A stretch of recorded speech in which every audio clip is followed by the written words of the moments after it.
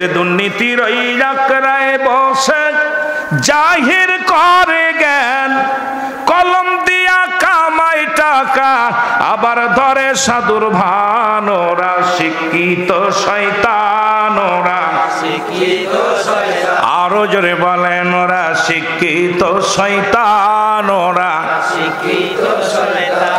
ওরা হলো জাতির নাকি মহামারী মহাতন, ফাইলে কলম ঠেকাইয়া চালায় ওরা নির্যাতন।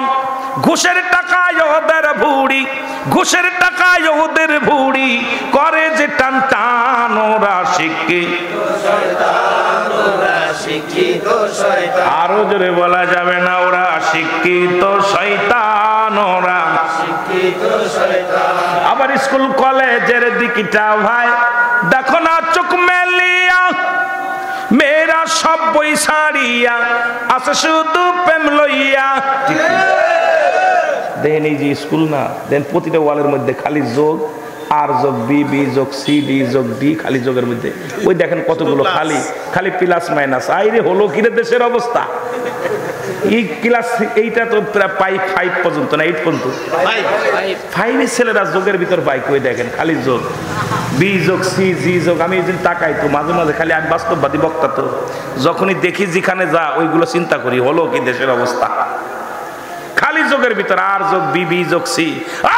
তোরা যোগের ভিতর ফালি কি? কারণ ওরা পায় নাই গাউসে পাকের মতো ওই বাদান উম্মের খায়ের মা ফাতেমার মতো মা পাই নাই।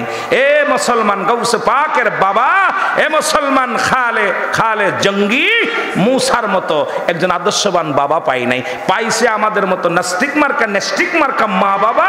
এই জন্য ওদের গর্ভে থেকে প্রেম নিয়ে জন্ম নিচ্ছে। জোরে বলেন ঠিক কিনা?